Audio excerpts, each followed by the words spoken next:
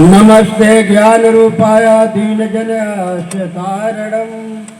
सत्यबोध स्वरूपाय कबीर परखरूपिणं शांतं शांतबुद्धं कुबोधदलनं चैतन्य रूपं परं सत्यं शील विचार सहितं भक्तेकलभ्यं प्रभुं मिथ्यावाद विहीन बोधजनकं सत्ये सदा निष्ठितं तं लीलाधृतविग्रहं यतिवरं वंदे कबीरं परम वंदे कबीरं परम।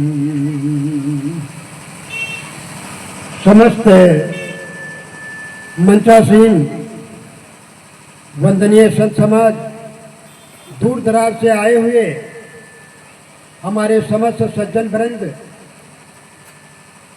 यहाँ आई हुई समस्त भक्तिमती देवियों, प्रिय होनहार बच्चों, आप सभी इस 2 दिवसीय ज्ञान यज्ञ में संतों के द्वारा आप ज्ञानार्जन कर रहे हैं, लाभ ले रहे हैं। उनके दर्शनों से, उनके प्रवचनों और भजनों से आप सब लाभ ले रहे हैं। और ये सब श्रेय जाता है हमारे भैया श्री लेखपाल जी भैया, उनके और भाई, उनके सुपुत्र, सब लोगों ने इतना बढ़िया अपने बुजुर्ग के नाम से, हमारे परमेश्वर दीन साहब, उनकी पुण्य स्मृति में आज कार्यक्रम हो रहा है। कल से आज समापन की ओर है। आइए, आप समस्त संतों के विचार, लगभग हर विषयों पर प्रकाश संतों ने डाला है।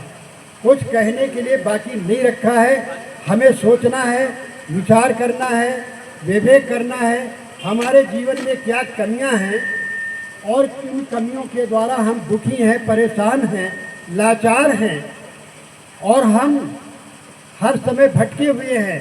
इसके ये सब देख करके संतों के द्वारा आपने जो विचार सुने हैं, उनके विचारों को अपने आप में मंथन करिए। जो अच्छा है, जो सही है, जो सत्य है, उसको आप ले, जो असत्य है उसको आप छोड़ दें। तो आइए, संतों का समय समय से पदार्पण होता रहा है। उन्हीं संतों के विचारों से आप लोग लाभ ले रहे हैं।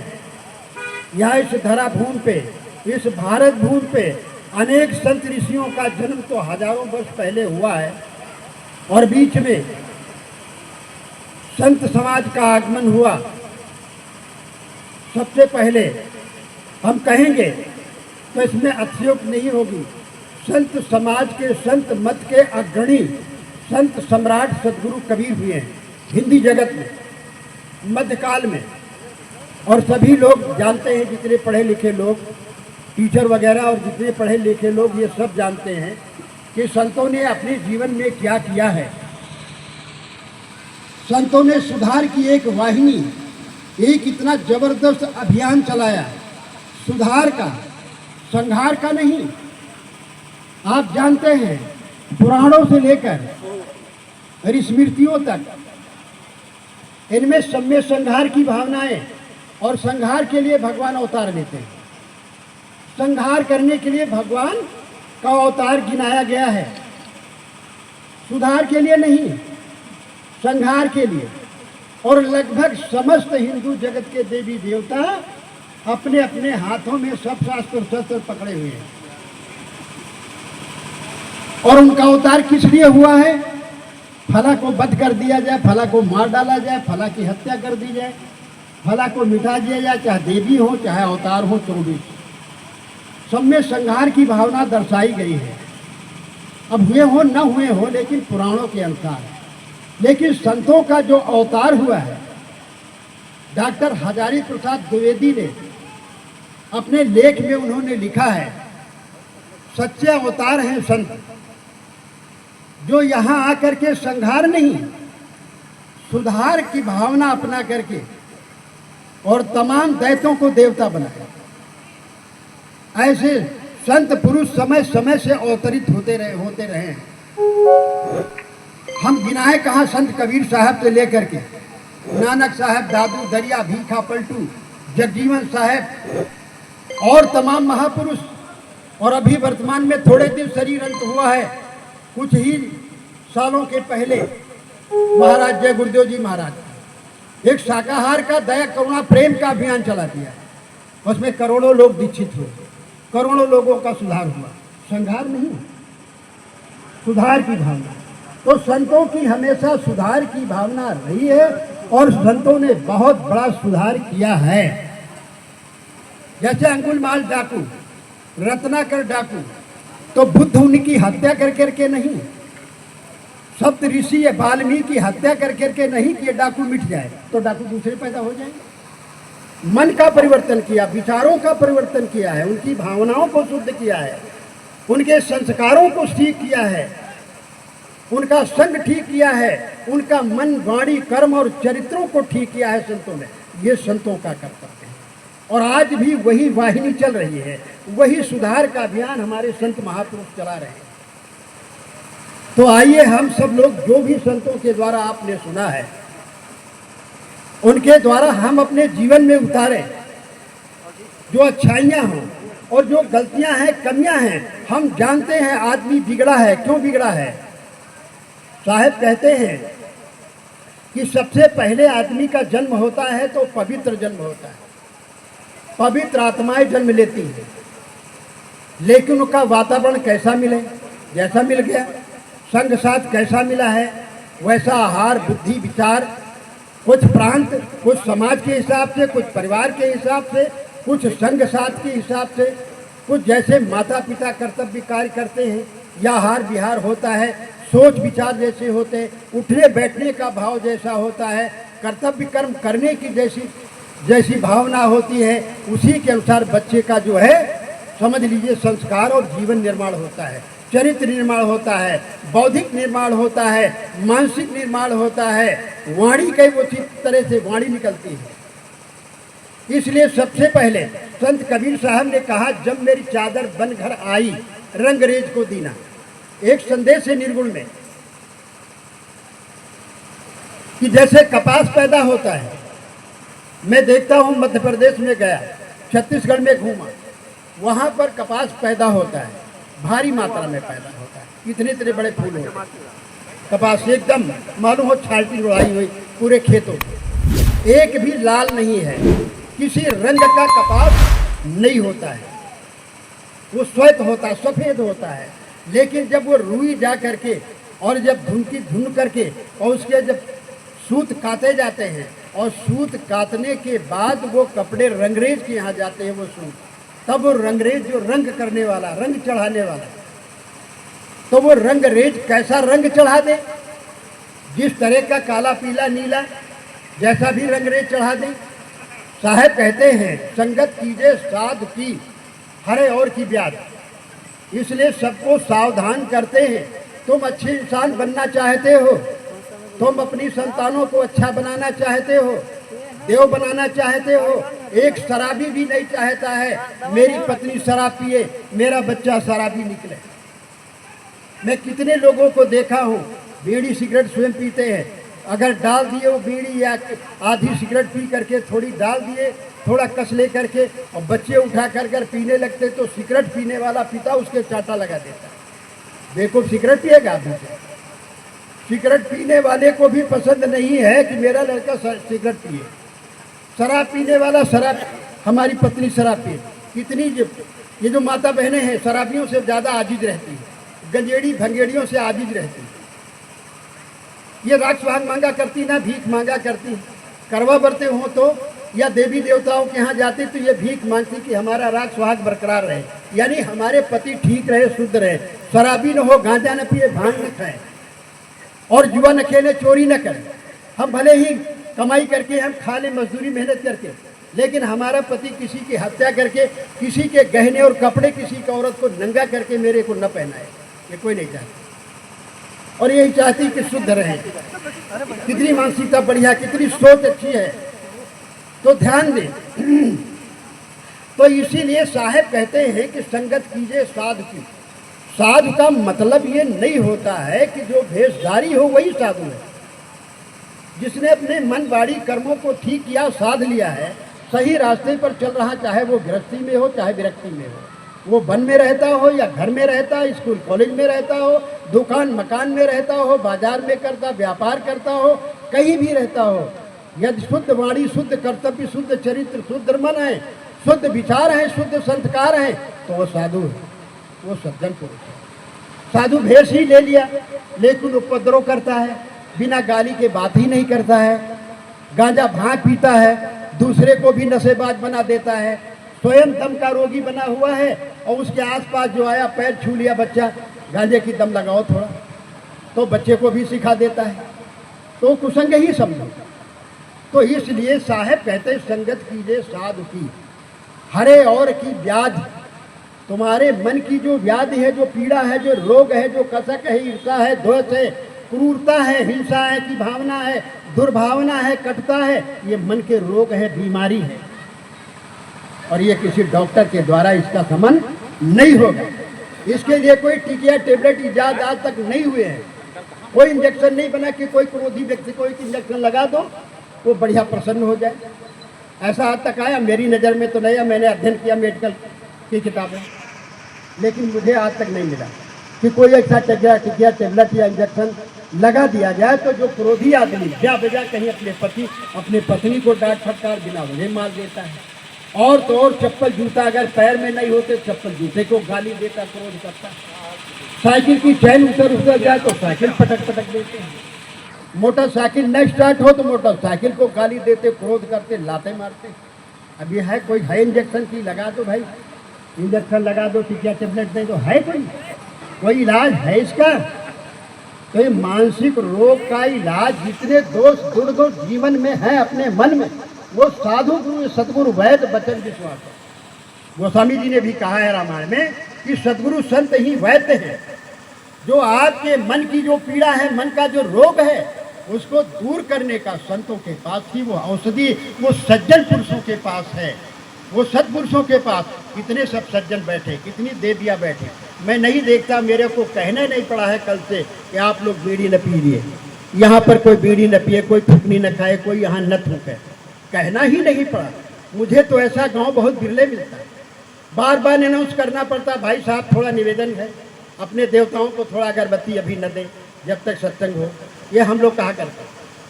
लेकिन धन्यवाद है, इस गांव का धन्यवाद है, यहाँ महापुरुषों का आना जाना होता रहता, और लगभग सभी बिरादर के लोग, हमारे भाई सब लोग सब संतों से जुड़े हुए, तो यहाँ कहना ही नहीं पड़ा है भाई साहब आप बीड़ी थोड़ी देर न पिए, आप तंबाकू न पीते खाएं, ये कहना ही नहीं पड़ा। हम सबको देखते रहते हैं, कितना शांत बैठे हैं, जैसे लगता है कोई है ही नहीं। धन्य है, ऐसे ही महामानव इसी में हो पैदा होंगे, आप ही लोगों के संतानें आगे बहुत महान बनेंगे, देवता बनेंगे, भगवान बनेंगे। भगवान कोई जन्म नहीं लेता है, डॉक्टर कोई जन्म नहीं लेता है, संत कोई जन्म नहीं लेता है, बच्चे के रूप में सभी आते, सबके नाक फूक बहता है, सब धूल में खेलते हैं, सब लोग अपनी अपनी नाक अपने अपने हाथों में कैसे सड़क देते हैं, मिट्टी खाने लगते हैं, टट्टी गोबर उठाकर खाने लगते। सब पशु बुद्धि सबकी पहले होती है। मनुष्य सामाजिक प्राणी है, लेकिन कहें हम तो गलत नहीं होगा कि मनुष्य सामाजिक प्राणी भी नहीं, सामाजिक पशु भी है। जब वो जन्म हो लेता है, यदि उसको संस्कार अच्छे न दिए जाएं, माता पिता उसके पास, बच्चे के पास न जाएं, कभी 2 साल 3 साल तक उसके दूध से भोजन पानी दे दिया जाए, लेकिन उससे बोला न जाए, कोई इशारा न किया जाए, कोई आवाज़ न की जाए, कोई न जाए, तो दावे के साथ हम कहते 3 वर्ष तक वो कभी भाषा शैली किसी तरह का उच्चारण नहीं कर पाएगा, वाणी नहीं उच्चारण हो पाएगा। यदि उसे उच्चारण की शैली सिखाई न जाए, शब्द उसे सुनाए न जाए, आदत स्वभाव बनाया न जाए, ऐसे बैठो, ऐसे करो, ऐसे रहो, ऐसे नमस्ते करो, प्रणाम करो, ये दादा है, ये मामा है, ये काका है, ये माँ है, ये भाभी है, ये सर्प है, ये बिच्छू है। जानवर तो जान जाता है, जानवर समझ लेता है। आप नील गायों के लिए अपने खेत में आप पैंट जो है, अपनी पैंट शर्ट अपने पुराने जा करके टांग दीजिए। नील गाय जो पशु हैं वो थोड़ी देर ऐसे ऐसे देखेंगी, जब देखेगी हिलता डुलता कुछ नहीं तो जा करके रगड़ देंगी उसको, लेकिन आदमी डर जाएगा। आदमी वैज्ञानिक है ना, ये साइंटिस्ट है, लोग पढ़ते लिखते हैं, और कहीं ठूठा दे करके, कहीं सफ़ेद दे करके प्रेत आ गया, बड़े बड़े बेहोश हो जाएंगे। और जिनको कुछ नहीं आता ना आउत, जिनको कुछ नहीं आउत, जिनका कुछ नहीं आवत जाता, चाहे 10 दिन के बाद स्नान करें, लेकिन वो जान गए कि हाँ इनका भूत पकड़ लिया है, इनके ये हो गया, इनको हो गया। और ये पढ़े लिखे लोग घंटा जंत्र यहाँ पर बांधे। कितने साइंटिस्ट लोग अंगूठी चारों दसों जो है इसमें ये बसीकरण है, ये औरत को बसकरण है, ये मुकदमा जीतने का, दुश्मन मारने का है, ये धन पैदा करने का, ये सारी मनोकामनाएं पूरी हो जाएगी। और जो अंगूठी झल्ला बेच रहा है वो कचहरी में, बाराबंकी में आप जाइए, लखनऊ में जाइए, उसके पीछे पीछे जाइए, जो मनोकामना की सारी सिद्धियां प्राप्त हो जाएंगी अंगूठी पहन लेने से।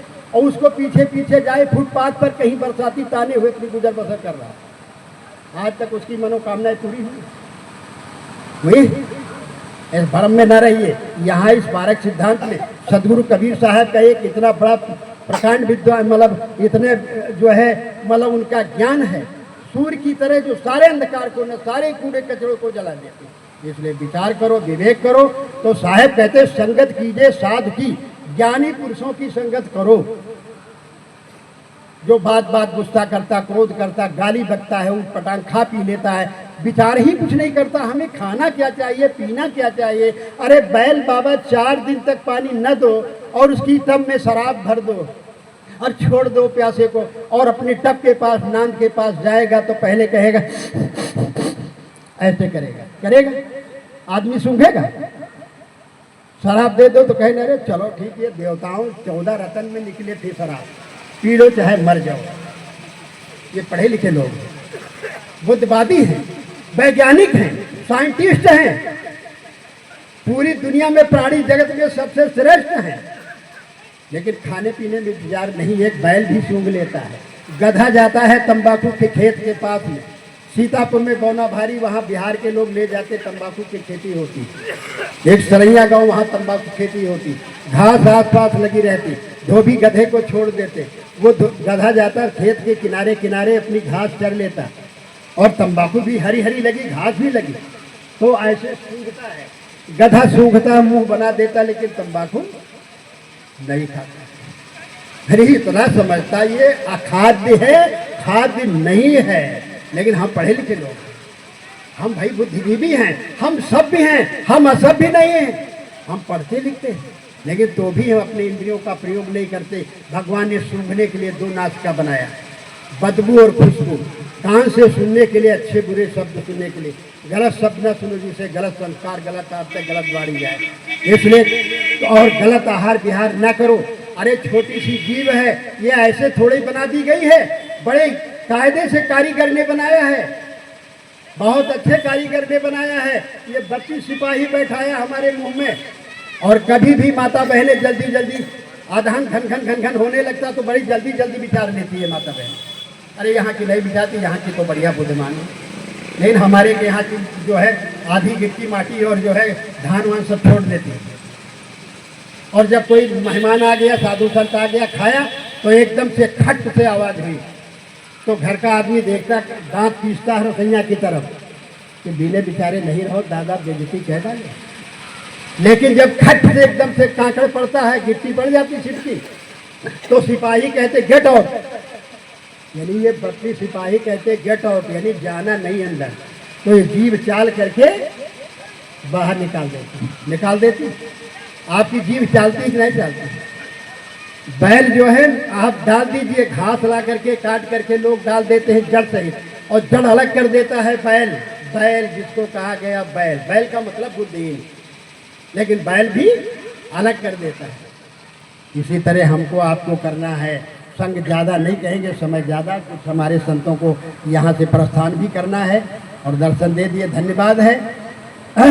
तो संगत कीजिए साधु की, हरे और की व्याध, या तुम अपने मन की, अपने पीड़ा की, अपने व्याधि, अपने शरीर की व्याधि और मानसिक जो व्याधियां हैं उनको दूर करना चाहते हो तो ज्ञानी पुरुषों की, साधु पुरुषों की संगत करो, जो दूसरों की व्याधि को हरण कर लेते हैं। ओछी संगत क्रूर की 8 पहर उपाध, जो क्रूर बुद्धि के हैं, जिनके विचार नहीं ठीक, जिनके आहार नहीं ठीक हैं, और जिनके जो है संस्कार नहीं ठीक हैं, जिनके चरित्र नहीं ठीक हैं, ऐसे लोगों की संगत ना करो, अपने बच्चों को न करने दो। तो साहब कहते जब मेरी चादर बन घर आई, रंगरेज को दीनी। ये रंगरेज कौन होते हैं? रंगरेज गुरु होते हैं। ज्ञानी पुरुष होते हैं, जो ज्ञान का मानवीय रंग चढ़ाते हैं, जो पाशविक रंग है, पस्ता की खान से पता नहीं किस योन से निकल करके हम आ पाए हैं। तो गुरु के यहाँ जा करके ज्ञान का, मानवता का मानवीय रंग जब चढ़ा देते तो पस्ता का रंग, पस्ता के संस्कार दूर हो जाते हैं। तो साहब कहते, जब मेरी चादर बन घर आई, जब माँ के गर्भ से, माँ की भट्टी से, आंवे से पक करके ईंट की तरह जब मनुष्य का जीवन बाहर पक करके निकलता है, तो उसे कहाँ देना चाहिए? जब बड़ा हो जाए 3 साल 5 साल का, तब रंगरेज को दीजिए, गुरु के यहाँ दीजिए। तो वो उनकी नींव मजबूत करेंगे, उनके संस्कार बढ़िया करेंगे और पाशविक संस्कार निकाल करके मानवीय रंग देंगे, मानवीय वाणी, मानवीय चरित्र, मानवीय कर्म और मानवीय धर्म, मानवता धर्म का जो है वो रंग देंगे। तो आप में से ही रामकृष्ण, महावीर, बुद्ध, नानक, दादू, दरिया, पलटू, भीखा और जो है तमाम तरह के महापुरुष जो हुए हैं, भगत सिंह, सरदार और सुभाष वगैरह, गांधी, अम्बेडकर और कितने महापुरुष धरती धराधाम पर हुए, होते रहेंगे, कितनी देवियां हुई। तो जब अच्छे रंगरेजों के यहाँ जब हमारी संतानें जाएंगी, लेकिन हम क्या करते हैं? अगर कोई साधु संत के पास, महात्मा के पास लड़के बच्चे लोग बैठने लगे तो पकड़ करके बांध लेके झापड़ मार दे, कहे चल, का साधु संत बनना है? कहा अरे साधु संत बन जाएगा तो कौन अपराध होगा बाबा, इतना ध्यान रखो, डाकू न बने तो जेल के चक्कर लगाने पड़े, दर्शन करने पड़े, मुलाकात करिए। मुलाकात कोई दर्शन करने के लिए जाए, साधु संतों की कोई मुलाकात करने नहीं आता है, दर्शन करने के लिए आते हैं। और मुलाकात कहाँ होती है? जेल में। तो ऐसी संतानें न उत्पन्न हो जो तुम्हारी मुलाकात, तुमको मुलाकात करने जाना पड़े कुलनाथ में। ठीक है, तो ऐसे सद्गुरु संतों की संगत करो। इसलिए तो इस तरह से बहुत जरूरी है कि हम, आपको चाहिए कि अपने जीवन में चलते चलते हम अपने, जैसे हम किसी तीर्थ में जाते हैं तो वहाँ पर पंडित लोग कहते हैं भाई तुमको जो कोई चीज़ छोड़नी हो छोड़ दो, एक फल छोड़ दो, एक फल छोड़ दो। साग सब्जी फल हरी सब्जियाँ रे विटामिन से भरी हैं, प्रोटीन से भरी हैं, हम उनको छोड़ देते हैं। लेकिन ये सोच नहीं आती गांजा ही छोड़ दे, बीड़ी छोड़ दे, शराब छोड़ दे। तो एक एक आदमी अवगुण छोड़ने लगे तो वो मुक्त हो जाए, उसका जीवन मुक्त हो जाए। तो ये तीर्थ है, ये महायज्ञ है, ज्ञान यज्ञ है। इस ज्ञान यज्ञ में जरूर जरूर अपने दोष दुर्गुणों की आहुति दें और यहाँ छोड़ने का संकल्प करें, तो हमारा जीवन एक महान बन जाएगा। तो इसलिए बहुत जरूरी है रंगरेज को दीनी, ऐसा रंग रगो रंगरे ने, लालो लाल कर दीनी, चदरिया झीनी रे झीनी। ये निर्गुण है। संत कबीर कितना सुझाव बढ़िया देते हैं कि भाई अपनी चादर जब गढ़ करके जब पुत्र पुत्री जब उत्पन्न हो तो उनको अच्छे संस्कार दो, अच्छी संगत दो। गोस्वामी जी कहते हैं, भूमि गिरे घाघर भयो पानी, जिन की वही माया लपट्यानी। जैसे संत कबीर साहब कहते हैं कि पहले जन्म पुत्र का भयो, बाप जन्मिया पाछे,